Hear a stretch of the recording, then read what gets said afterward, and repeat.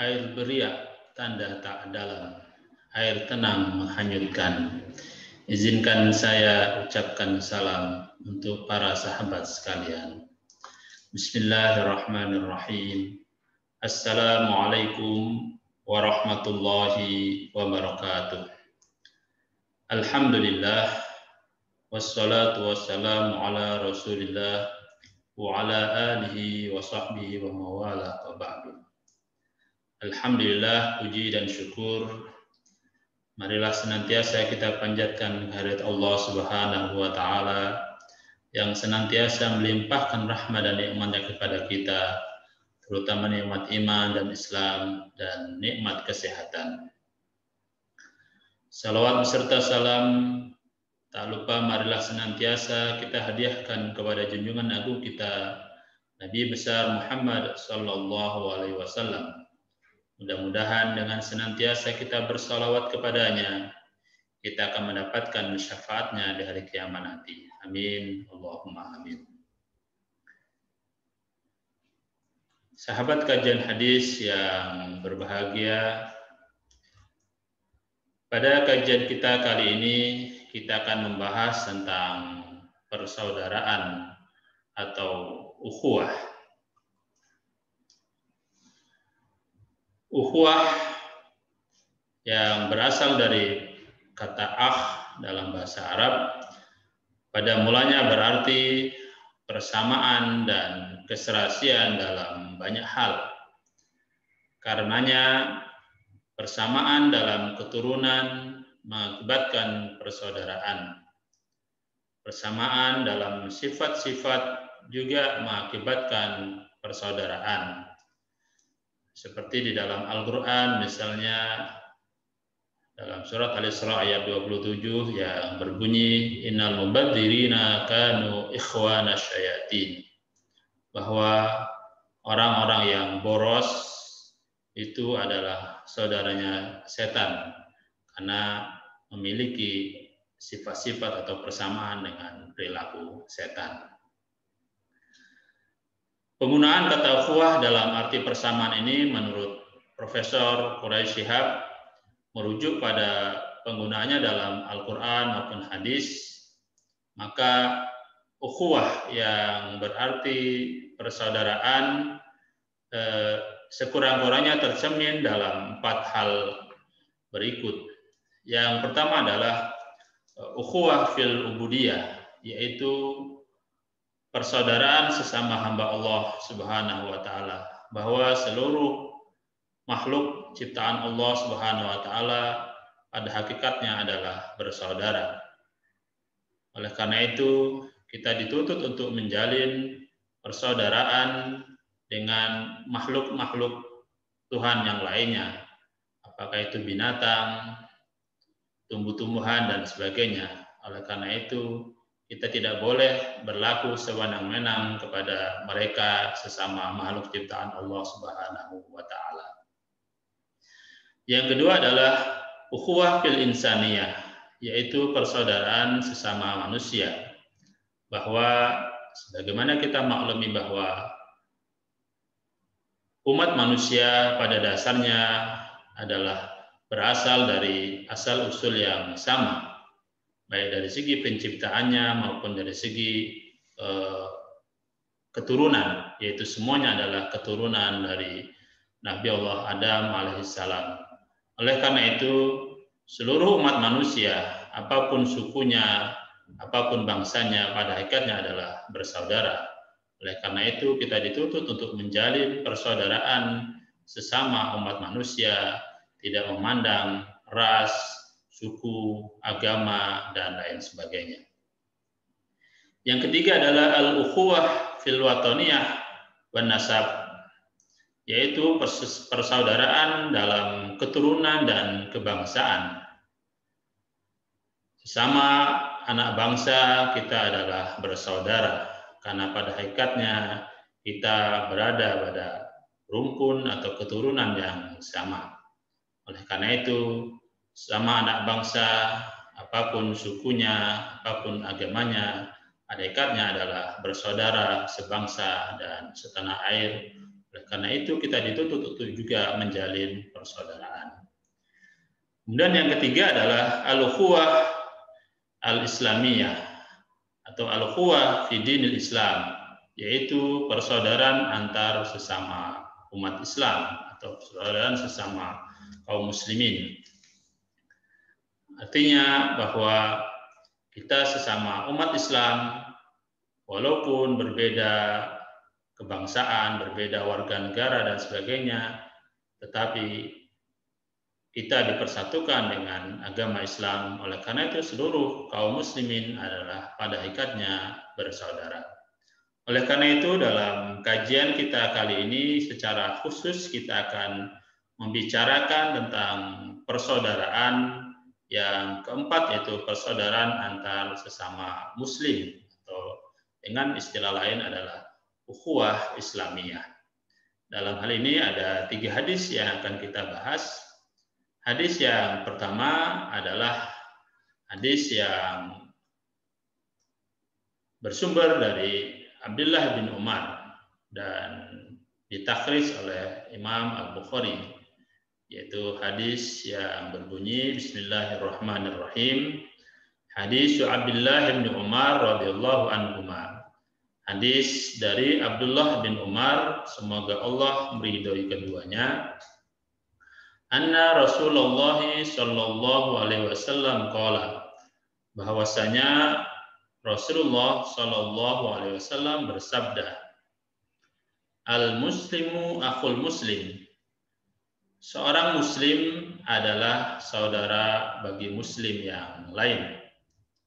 La yadlimuhu wa la yuslimuhu. Ia tidak menzoliminya dan tidak menyerahkannya pada musuhnya atau membiarkannya terzolimi. Wa man kana fi hajati akhihi kana Allahu fi hajatihi. Barang siapa yang memberi pertolongan akan hajat saudaranya, maka Allah selalu menolongnya dalam hajatnya. Man farraja an muslimin kurbatan farrajallahu anhu kurbatan min kurabati yaumil qiyamah. Dan barang siapa memberi kelapangan an muslimin pada saudaranya seorang muslim dari suatu kesusahan, maka Allah akan melapangkan orang itu dari suatu kesusahan, dari sekian banyak kesusahan pada hari kiamat nanti. Wa man satara musliman satarallahu yaumal qiyamah. Dan barang siapa yang menutupi aib seorang muslim, maka Allah pun akan menutupi aib orang itu pada hari kiamat. Akhrajahul Bukhari. Hadis diriwayatkan oleh Imam Al-Bukhari. Sahabat kajian hadis yang berbahagia, hadis di atas secara khusus membahas tentang persaudaraan sesama muslim atau sama umat Islam. Persaudaraan seagama ini merupakan persaudaraan yang paling tinggi nilainya dibandingkan dengan jenis-jenis persaudaraan lainnya sebagaimana yang telah disebutkan di atas. Karena persaudaraan ini memiliki beberapa unsur yang dimiliki oleh persaudaraan lainnya. Sementara itu, persaudaraan lain tidak memiliki beberapa unsur persaudaraan yang dimiliki oleh persaudaraan sesama muslim. Artinya, beberapa orang yang bersaudara seagama dengan sendirinya juga memiliki persaudaraan ubudiyah, insaniyah, watoniyah wal mansab, dan persaudaraan ad-diniyah atau islamiyah. Dan tidak sebaliknya. Nilai persaudaraan dalam beragama Islam ini lebih diutamakan daripada yang lainnya. Dalam hal ini bukan berarti bahwa kita tidak boleh menjalin persaudaraan dalam bentuk-bentuk yang lain, apakah fil ubudiyah, al-watoniyah maupun al-insaniyah. Tapi dalam hal ini persaudaraan yang dikaitkan dengan persaudaraan seagama adalah memiliki nilai lebih dan dalam aplikasinya lebih erat dari persaudaraan-persaudaraan yang lain sebagaimana akan kita jelaskan berikut ini. Dalam beberapa hadisnya Rasulullah SAW memberikan perumpamaan tentang persaudaraan sesama muslim atau sesama kaum yang beriman, sesama mukmin. Sebagaimana yang tergambar dalam beberapa hadis. Yang pertama, dalam hadis Rasulullah SAW bersabda, "Masalul mu'minina fi tawaddihim wa ta'atufihim wa tarahumihim masalul jasad.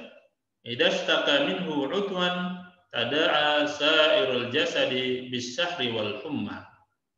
Yang artinya bahwa perumpamaan kaum mukmin dalam sikap saling mencintai, mengasihi dan menyayangi seumpama tubuh. Jika satu anggota tubuh sakit, maka anggota tubuh yang lainnya akan susah tidur dan merasakan demam. Hadis riwayat Muslim. Hadis ini menunjukkan bahwa persaudaraan dalam Islam harus seperti satu tubuh. Jika salah satu anggota badan ada yang sakit, maka yang lain harus ikut merasakan sakit. Jadi esensinya persaudaraan harus diwarnai oleh adanya semangat solidaritas. Kepahitan hidup yang dirasakan oleh orang lain hendaknya juga patut dirasakan oleh saudaranya yang lain. Di dalam hadis yang lain Rasulullah juga menyatakan al-mu'minu lil mu'min kal bunyani yashuddu ba'dahu ba'dahu. Bahwa orang mukmin dengan orang mukmin yang lain seperti bangunan, sebagian menguatkan sebagian yang lain.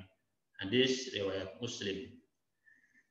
Dalam hadis ini menunjukkan bahwa persaudaraan dalam Islam harus seperti sebuah bangunan, di mana satu unsur bangunan dengan unsur yang lainnya saling memerlukan dan saling melindungi serta saling menguatkan. Persaudaraan seperti ini antara kaum muslimin telah dicontohkan oleh Nabi SAW beserta para sahabatnya, yaitu persaudaraan yang sangat kita kenal dengan persaudaraan antara kaum muhajirin dan ansor, seperti yang dilakukan oleh Rasulullah ketika dia sudah tiba dari hijrah dari Mekah ke Madinah. Maka salah satu langkah awal yang cukup strategis atau sangat strategis adalah mempersaudarakan antara kaum muhajirin yang baru datang dari kota Mekah dengan kaum Ansor, umat Islam yang merupakan penduduk asli Madinah. Dalam sejarah kita melihat bahwa persaudaraan yang dijalin antara kaum muslimin, antara kaum muhajirin dan Ansor adalah persaudaraan yang sangat erat, sangat mengagumkan, sehingga bisa dikatakan melebihi eratnya persaudaraan antara saudara kandung. Sehingga di dalam salah satu ayat dilukiskan bahwa wa yusiruna ala anfusihim walau kana bihim khassasah, bahwa wujud persaudaraan mereka adalah terkadang satu sama lain lebih mementingkan saudaranya dibandingkan dirinya sendiri, walaupun terkadang dirinya sendiri sangat membutuhkan. Ini menunjukkan bahwa seorang persaudaraan dalam Islam adalah persaudaraan yang lebih mementingkan saudaranya dibanding kebutuhan atau kepentingan diri sendiri, atau sekurang-kurangnya adalah merasakan cinta kepada saudaranya, mencinta untuk saudaranya sebagaimana dia mencintai untuk dirinya sendiri. Sebagaimana di dalam hadis yang lain menyatakan, la yu'minu ahadukum hatta yuhibba li akhihi ma yuhibbu li nafsihi, bahwa tidak sempurna keimanan salah seorang di antara kalian sehingga dia mencintai untuk saudaranya sebagaimana dia mencintai untuk dirinya sendiri. Sahabat kajian hadis yang berbahagia, oleh karena itu dalam hadis ini merupakan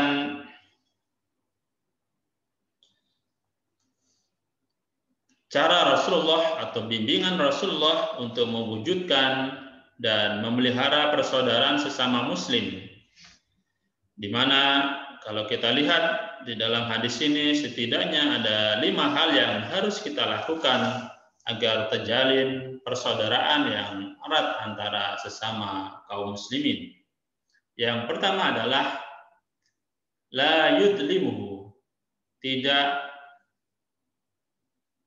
menganiaya saudaranya atau tidak melakukan perbuatan zalim kepada saudaranya.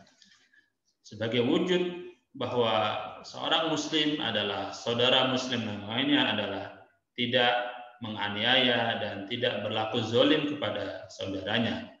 Hal ini disadari karena di dalam hadis yang lain Rasulullah SAW juga bersabda, "Kulul muslimi 'alal muslim haramun damuhu wa maluhu wa 'irduhu." Bahwa setiap muslim atas muslim yang lainnya adalah haram darahnya, harta bendanya, dan kehormatannya. Hadis riwayat Muslim. Artinya bahwa sebagai sesama muslim kita harus memelihara saudara kita muslim lainnya, tidak melukai atau bahkan mengalirkan darah saudara kita, atau bahkan sampai melakukan pembunuhan kepada saudara kita. Yang kedua, wa maluhu, hartanya juga demikian tidak boleh kita rampas, kita kurangi, dan kita ambil tanpa hak. Karena harta seorang muslim harus kita lindungi dan kita jaga. Yang ketiga adalah wa irduhu, dan kehormatannya. Artinya kehormatannya tidak boleh dipermalukan atau dicemarkan di hadapan orang banyak. Dengan demikian, antara sesama muslim tidak boleh saling mengganggu, saling menzolimi, mengambil hak orang lain, dan sebagainya. Yang kedua adalah wala yuslimuhu, tidak membiarkannya teraniaya atau membiarkannya dalam keadaan menderita. Artinya tidak boleh kita membiarkan sesama muslim dalam penderitaan dan penganiayaan musuh. Seperti yang terjadi di Palestina misalnya, kita tidak boleh membiarkan saudara kita umat Islam dianiaya dan diperangi oleh kaum Zionis Israel. Kita harus cegah dengan memberikan bantuan, doa, dan dana untuk menyelamatkan saudara-saudara kita di sana. Kita juga tidak boleh membiarkan saudara kita yang dililit berbagai krisis, baik krisis ekonomi maupun krisis moral. Terhadap mereka yang mengalami krisis ekonomi, karena dijerat kemiskinan dan sebagainya, maka kita harus memberikan bantuan kepada mereka, baik berupa zakat, infak, sedekah, dan lain-lainnya. Selanjutnya terhadap saudara kita yang sedang mengalami krisis moral, maka kita juga wajib menolong mereka, tidak membiarkan mereka sehingga terlena dengan kemaksiatan dan kemungkaran yang mereka jalani. Oleh karena itu, kita harus menegakkan amar ma'ruf dan nahi munkar kepada orang-orang atau saudara-saudara kita. Dengan demikian, maka sebagai seorang muslim, kita harus melindungi saudara kita agar senantiasa dalam keselamatan dan tidak terjerumus ke dalam kesesatan. Selanjutnya yang ketiga adalah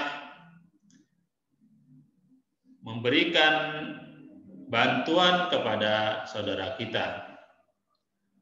Wa man kana fi hajati akhihi kana Allahu fi hajatihi. Barang siapa yang membantu memenuhi hajat saudaranya, maka Allah pun akan membantu hajatnya. Dalam hal ini balasan Allah yang diberikan kepada manusia seimbang dan sejenis dengan perlakuan manusia itu sendiri. Orang yang suka membantu kebutuhan saudaranya, niscaya akan dibantu Allah segala kebutuhannya. Sebaliknya, orang yang tidak suka membantu hajat saudaranya, jangan berharap bantuan dari Allah Subhanahu wa Ta'ala. Bentuk jenis balasan Allah semata sama tapi tidak, tapi kadar besar dan bobotnya yang berbeda. Di dalam hadis lain dinyatakan, wallahu fi aunil 'abdi ma kana al-'abdu fi auni akhi, bahwa Allah selalu akan membantu hamba selagi hamba tersebut mau membantu kepada saudaranya. Hadis riwayat Muslim. Dalam kebaikan tentunya balasan Allah akan berlipat ganda, minimal 10 kali lipat dari apa yang kita lakukan. Artinya apabila kita melakukan satu kebaikan, maka Allah menjanjikan minimal 10 kebajikan kepada kita. Tapi sebaliknya, apabila kejahatan yang kita lakukan, maka akan dibalas dengan balasan yang seimbang. Artinya satu kejahatan dibalas dengan satu keburukan. Di sebaliknya, satu kebaikan Allah akan lipat gandakan balasannya kepada kita hingga berlipat-lipat. Sebagaimana halnya dalam bersedekah misalnya.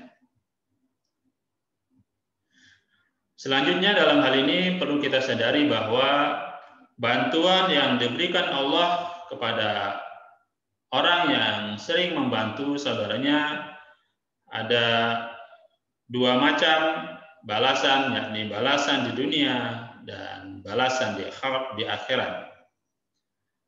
Balasan di dunia bagi seorang yang berbuat baik tersebut tentunya akan dibalas oleh orang lain dengan dibantu hajatnya dan dimudahkan segala urusannya. Sedangkan ketika di akhirat nanti tentu akan dibalas oleh Allah Subhanahu wa Ta'ala dengan balasan yang berlipat. Pada teks hadis di atas bahwa barang siapa membantu saudaranya, maksudnya saudara seagama terutama, karena kata gantinya adalah hajatihi akhihi, yaitu kata gantinya kembali kepada muslim. Sebagaimana di awal hadis, al-muslim akhul muslim. Penekanan bantuan lebih diutamakan kepada sesama saudara seagama, sebagaimana keterangan pada hadis di atas. Sebagaimana pula tergambar dalam bantuan zakat, sedekah, infak, dan lain-lain sebagainya.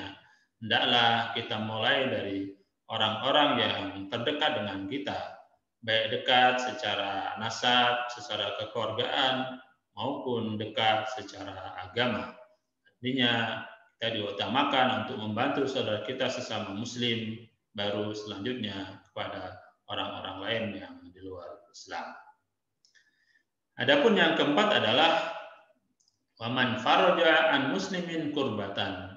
Barang siapa yang melapangkan kesulitan yang dialami oleh seorang muslim, maka Allah akan melapangkan kesulitan-kesulitannya pada hari kiamat nanti. Pada teks hadis ini jelas bahwa balasan Allah kepada orang yang berbuat baik akan berlipat ganda, melebihi dari kebaikan manusia itu sendiri. Penderitaan yang akan dialami seseorang pada hari kiamat nanti tentu sangat dahsyat sekali. Di antaranya kondisi pada saat manusia dibangkitkan dari kubur atau yaumul ba'ats. Kemudian kondisi pada saat manusia digiring ke suatu tempat di padang mahsyar. Kemudian digiring ke jembatan di atas neraka jahanam atau Shiratal Mustaqim. Kemudian pertimbangan amal kebajikan dan amal kejahatan, yaitu dalam al-mizan, yaitu timbangan.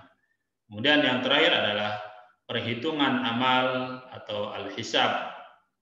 Maka berbagai kesulitan dan penderitaan itu akan diringankan oleh Allah Subhanahu wa taala bagi seorang yang berlaku baik, meringankan dan melenyapkan penderitaan saudaranya ketika di dunia, pada waktu kehidupan di dunia. Maka barang siapa yang senang melapangkan, memudahkan urusan dan menyelesaikan urusan kesulitan saudara-saudara di dunia, maka Allah menjanjikan akan memberikan kelapangan dan kemudahan pada hari kiamat yang merupakan hari yang sangat dahsyat bagi seluruh umat manusia. Kemudian yang terakhir adalah wa man satara musliman satarallahu yaumal qiyamah. Barang siapa yang menutupi aib atau cacat seorang muslim, maka Allah pun akan menutupi aibnya pada hari kiamat. Maksud menutup aib atau kecacatan atau kesalahan pada hari kiamat adalah tidak disiarkan kepada orang lain. Apalagi kesalahan kecil atau kesalahan yang tidak disengaja tidak perlu dibesar-besarkan. Kewajiban kita bagi orang yang bersalah adalah meluruskan atau memberikan nasihat supaya tidak berulang dan akhirnya dia menjadi orang yang baik. Tidak malah mempermalukan dia di hadapan orang banyak.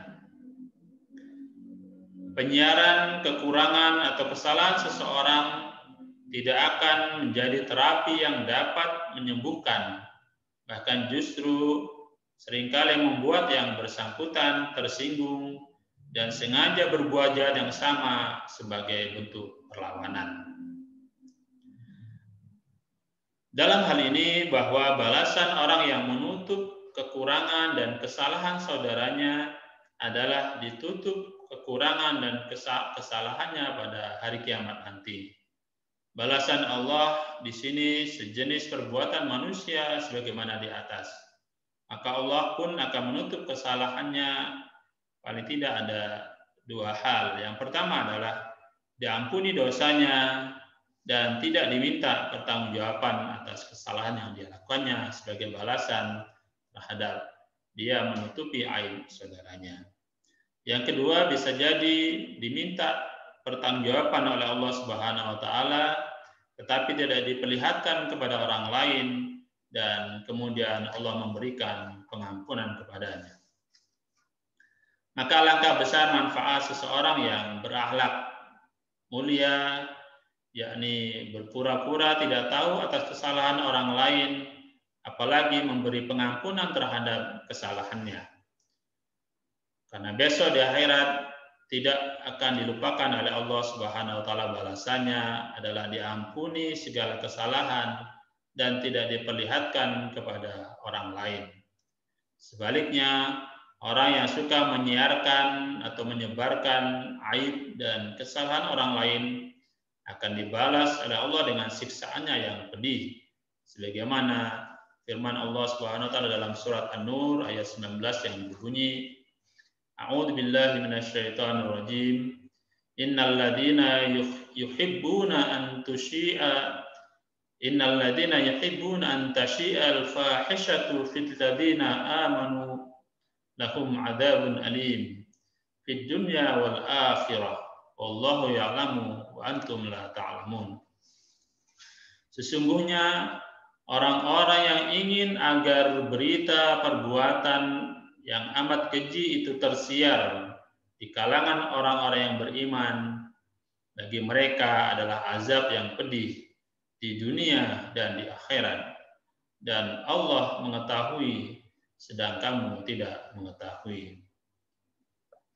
Sahabat kajian hadis yang berbahagia, dalam hal ini penyiaran kekurangan atau kesalahan seorang muslim di atas ada pengecualian dalam beberapa hal berikut. Yang pertama adalah penjahat yang suka berbuat kriminal, maka tidak boleh ditutup-tutupi kejahatannya. Justru dianjurkan atau malah diwajibkan lapor kepada yang berwajib agar ditegakkan keadilan dan dihentikan kejahatannya.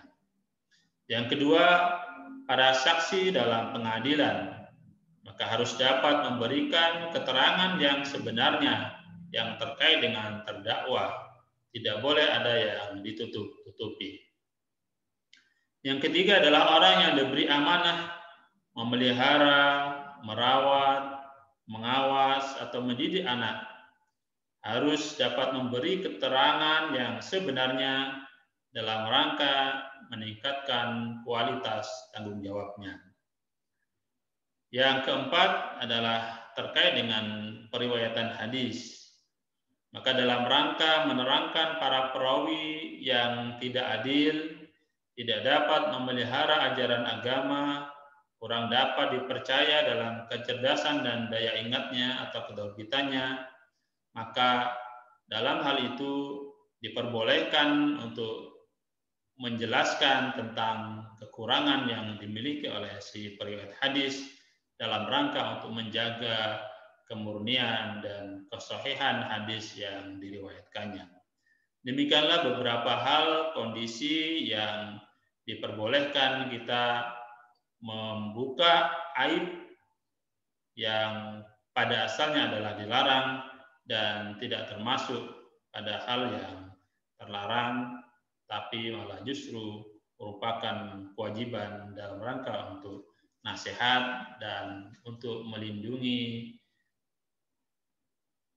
kesucian ajaran Islam dan juga dalam rangka untuk menegakkan keadilan dalam pengadilan. Sahabat kajian hadis yang budiman, hadis yang kedua adalah hadis tentang silaturahmi, di mana hadis yang kedua ini berbunyi hadisu Anas bin Malik radhiyallahu anhu, hadis dari Anas bin Malik, semoga Allah meridhoinya. Qala sami'tu Rasulullah sallallahu alaihi wasallam. Dia berkata bahwa saya mendengar Rasulullah sallallahu alaihi wasallam bersabda, man sarrahu ayyubsata lahu rizquhu. Barang siapa yang senang untuk dibukakan atau dilapangkan rizkinya, au yunsa'alahu fi asari, atau dipanjangkan umurnya, fal yasil rahimahu, maka hendaklah dia menyambung tali silaturahim atau tali persaudaraan. Akhrajahul Bukhari, hadis riwayat Bukhari. Hadis ini menjelaskan tentang pentingnya silaturahmi, karena salah satu faktor yang menjadi penyebab tegaknya ukhuwah atau persaudaraan Islamiyah, persaudaraan sesama umat Islam adalah tegaknya silaturahmi di antara kita. Karena manusia sebagai makhluk individu dan makhluk sosial pada dasarnya tidak mampu hidup sendiri di dalam dunia ini. Mereka harus berinteraksi satu dengan yang lainnya. Interaksi sosial merupakan hubungan-hubungan sosial yang dinamis, yang menyangkut hubungan antara orang per orang, antara kelompok-kelompok manusia, maupun antara orang per orang dengan kelompok manusia. Interaksi sosial yang merupakan hubungan sosial dalam suatu masyarakat mendapat perhatian dalam ajaran Islam.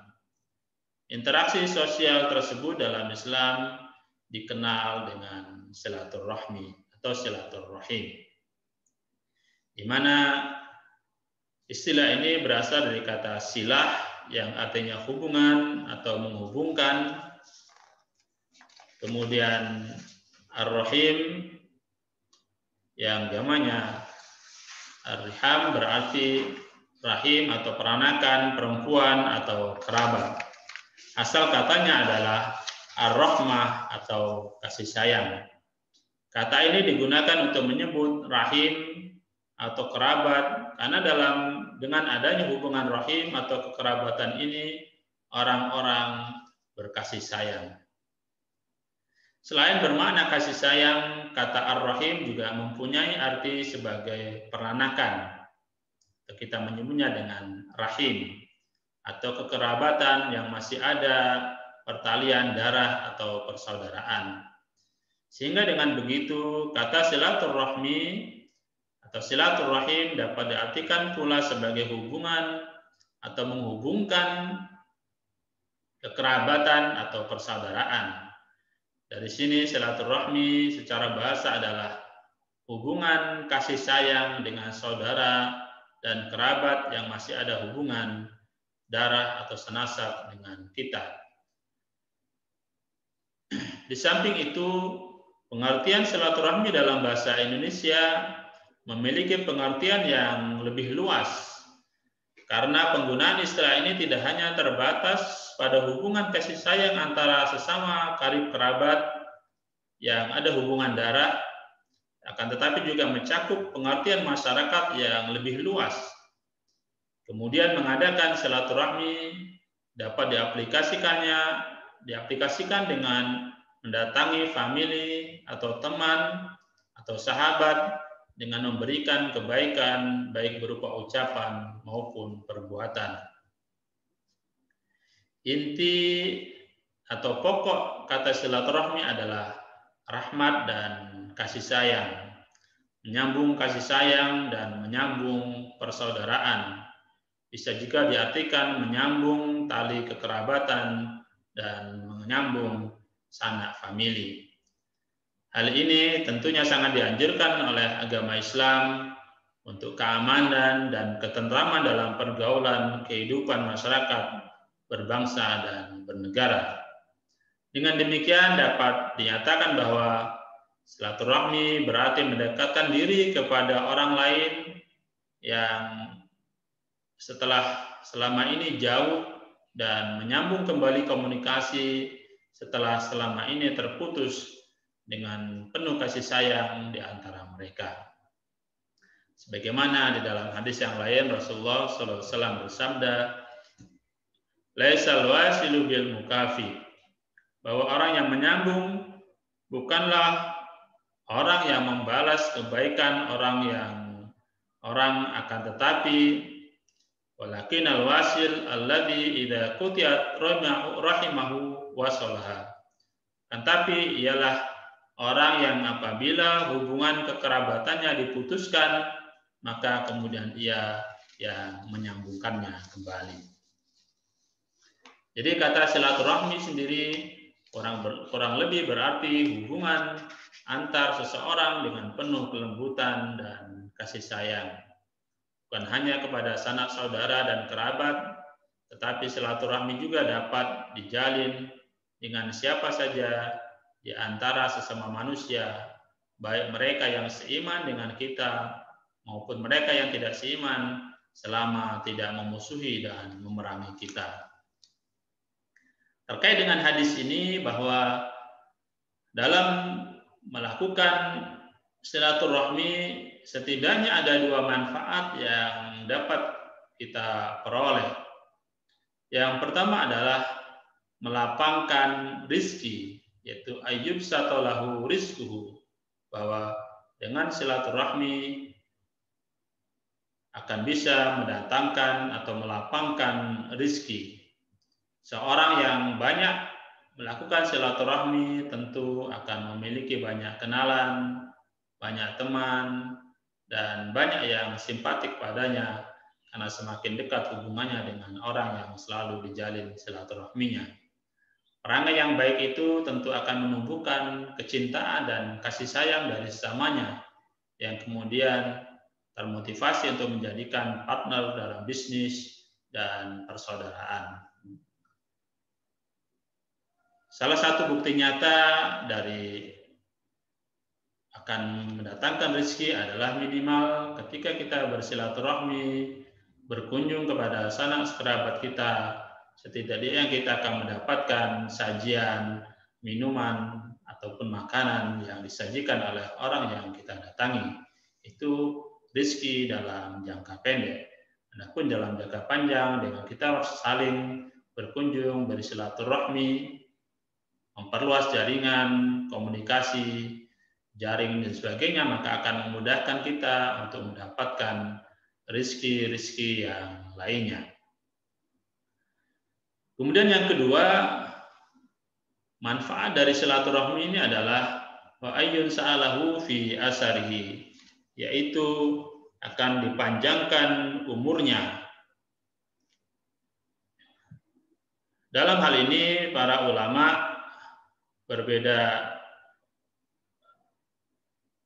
pemahaman terhadap ditambahkan umurnya atau dipanjangkan umurnya, yaitu yang pertama berpendapat bahwa tambahan atau dipanjangkan umurnya berarti tambahan berupa keberkahan umur.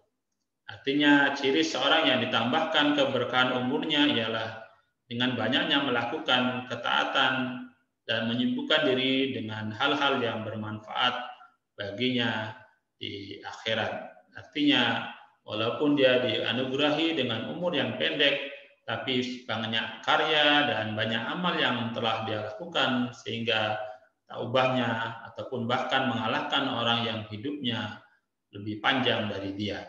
Karena umurnya barokah sehingga sebagian besar umurnya dimanfaatkan untuk melaksanakan kebaikan. Yang kedua, panjang umur dalam arti bahwa orang tersebut akan tetap diingat dan dipuji orang lain walaupun orang tersebut sudah meninggal dunia. Oleh karena itu, orang tersebut akan selalu dikenang kebaikannya sehingga orang tersebut seolah-olah tidak meninggal dunia karena selalu dalam ingatan orang akan kebaikan-kebaikannya dan selalu mendapatkan manfaat dari apa yang telah diperbuatnya. Inilah seperti yang dilakukan oleh para ulama yang telah meninggalkan karya sehingga walaupun sudah meninggal akan selalu disebut-sebut, akan selalu memberikan manfaat kepada orang lain walaupun dia sudah meninggal dunia. Yang ketiga, sebagian ulama menyatakan bahwa Allah Subhanahu wa taala telah menetapkan ajal bagi setiap hamba-hambanya dengan catatan malaikat. Tetapi apabila ia menyambung silaturahmi, maka ia akan ditambahkan pada apa yang tertulis dalam catatan malaikat tersebut. Jika ia melakukan amalan yang menyebabkan umurnya berkurang, maka yang akan dikurangi adalah pada apa yang telah tertulis tersebut.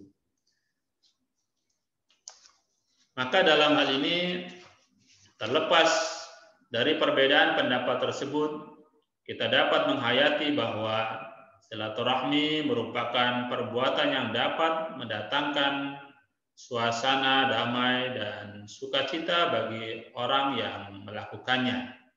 Dengan membangun hubungan kekeluargaan yang lebih erat, lebih harmonis dan akrab, maka kita akan mudah menghilangkan benih-benih permusuhan yang dapat menyebabkan rasa cemas, rasa takut, dan sebagainya. Dengan demikian, orang yang rajin bersilaturahmi tentu jiwanya akan terasa senang dan badannya juga akan merasa sehat, akan selalu sehat, dan dengan sendirinya tentu orang yang hidupnya sehat, senang, ceria, maka secara otomatis maka umurnya lebih panjang karena dia akan terhindar dari berbagai penyakit. Berbeda dengan orang yang selalu susah dan sebagainya, maka merupakan sumber penyakit dalam kehidupannya. Terkadang orang memang melupakan silaturahmi dengan alasan sibuk mencari rezeki, padahal dengan meninggalkan silaturahmi malah justru menjadikan rezeki kita menjadi sempit. Berusaha meluangkan waktu di tengah kesibukan untuk melakukan silaturahmi tentu tidaklah merugikan. Terkadang orang mengira bahwa sumber rezeki tergantung pada pekerjaan kita pada saat ini. Padahal rezeki Allah Subhanahu wa taala yang Allah berikan kepada kita tidak bisa dihitung secara matematis. Karena dengan kita melakukan silaturahmi, berkunjung, menjalin kekerabatan, menjalin persaudaraan dengan orang lain, maka itu semua akan mempermudah wasilah bagi mudahnya rizki datang kepada kita, baik melalui orang lain maupun melalui anugerah yang diberikan oleh Allah Subhanahu wa taala. Oleh karena itu, apabila kita ingin dilapangkan rezekinya dan dipanjangkan umurnya, terus senantiasa diingat kebaikan-kebaikannya, maka hendaklah kita rajin-rajin melakukan silaturahmi, anjang sana kepada sanak kerabat kita, saudara kita, teman-teman kita, dan sebagainya. Selanjutnya hadis yang ketiga terkait dengan larangan memutus silaturahmi. Hadis yang bersumber dari Abu Ayyub Al-Ansari yang berbunyi, Bismillahirrahmanirrahim. Hadis Abi Ayyub Al-Ansari, hadis dari Abu Ayyub Al-Ansari, anna Rasulullah sallallahu alaihi wasallam qala, bahwa Rasulullah sallallahu alaihi wasallam bersabda, la yahillu lirajulin, tidak halal bagi seseorang, ayah juro akhahu, untuk mendiamkan saudaranya, fauqa salasi layalin, lebih dari 3 hari. Yaltaqiyani fayuridu hada wa yuridu hada. Maka ketika keduanya bertemu, keduanya saling memalingkan wajah, tidak mau bertemu satu dengan yang lainnya. Wa khairuhuma, maka yang terbaik dari kedua orang yang saling bermusuhan tersebut adalah alladzi yabda'u bisalam. Itu siapa di antara mereka yang lebih dahulu mengucapkan salam kepada saudaranya. Akhrajahul Bukhari, hadis riwayat Bukhari. Sahabat kajian hadis yang dimuliakan Allah, hadis yang ketiga ini terkait dengan larangan memutus silaturahmi. Dalam hal ini, sifat mendiamkan saudara sesama muslim merupakan salah satu faktor yang bisa mengganggu persaudaraan. Mendiamkan berarti tidak mau diajak berkomunikasi, melengos, atau berpaling dan membuang muka. Sikap mendiamkan saudaranya adalah sikap yang tidak bertanggung jawab, karena berdiam diri tidak akan memberikan solusi apa-apa dalam permasalahan. Sikap mendiamkan lawan saudaranya pada umumnya hanya karena terdapat masalah yang tidak bisa dipecahkan, atau karena bertikai, berkelahi, dan bermusuhan, sehingga lupa hak dan kewajiban persaudaraan yang seharusnya tetap dilaksanakan.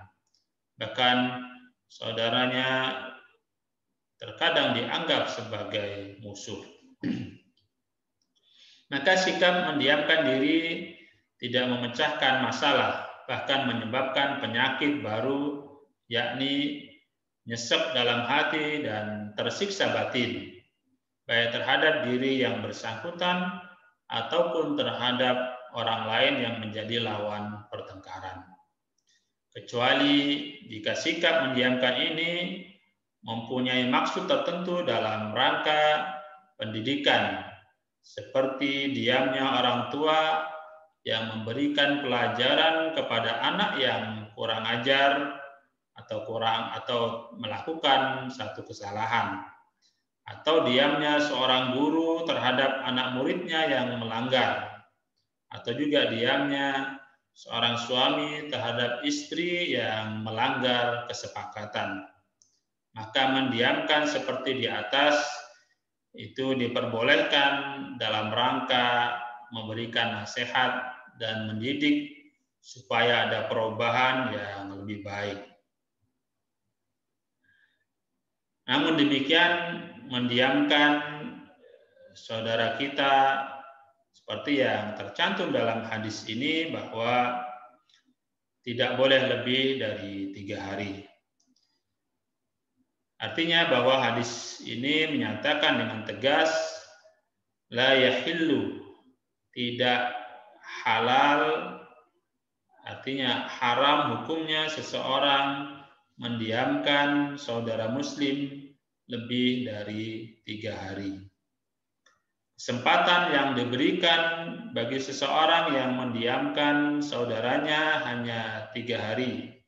Berarti boleh alias tidak haram jika pendiaman itu tidak melebihi dari 3 hari.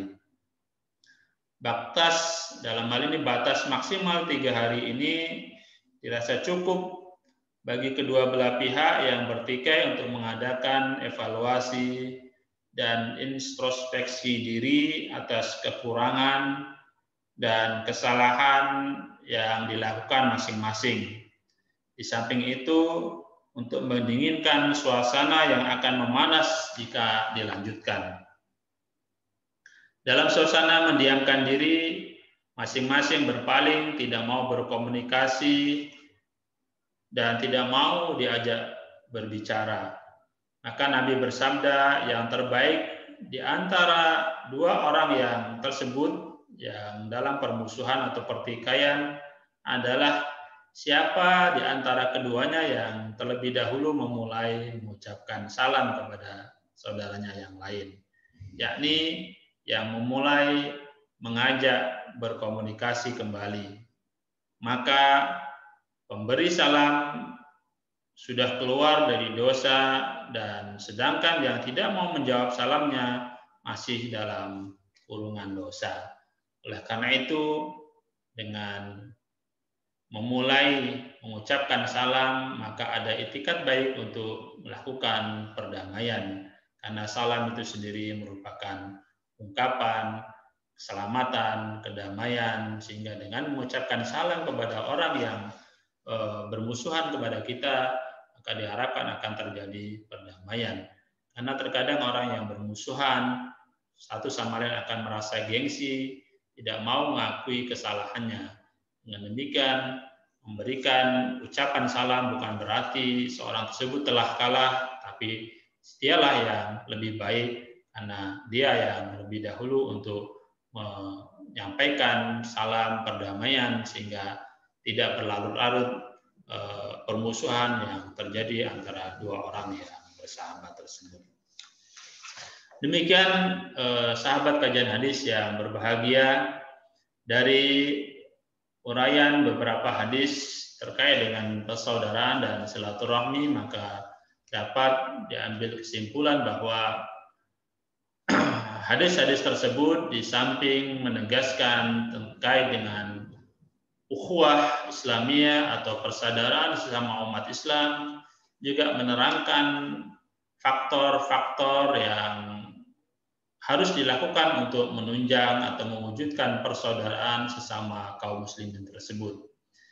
Maka yang dikehendaki dengan ukhuwah Islamiyah ini adalah teguhnya rasa solidaritas antara sesama muslim, terpatri dalam bentuk cinta kasih, tolong-menolong, saling mengusahakan kebajikan, dan menolak segala macam kebinasaan. Dalam hal ini, ukhuwah melahirkan kerukunan hidup dan kesetiakawanan sosial. Ukhuwah antar umat Islam tak akan terwujud tanpa silaturahmi. Komunitas muslim tidak akan diperhitungkan keberadaannya jika tidak memelihara dan membangun jaringan silaturahmi. Oleh karena itu, marilah kita mulai dari diri kita sendiri untuk selalu menjalin silaturahmi kepada siapa saja, baik kalangan kerabat sendiri maupun kepada saudara-saudara kita, teman-teman kita, sehingga akan tercipta ukhuwah Islamiyah yang berakar kokoh dan bersemi rimbun di dalam hati sanubari kita. Demikian, mudah-mudahan akan memberikan manfaat bagi kita. Dan sebagai penutup akan kita bacakan pantun, hati orang jangan disakiti berakibat saling membenci. Dengan kita silaturahmi, panjang umur, murah rezeki. Subhanakallahumma wa bihamdika asyhadu an la ilaha illa anta astaghfiruka wa atubu ilaik. Mudah-mudahan bermanfaat, lebih kurang mohon maaf.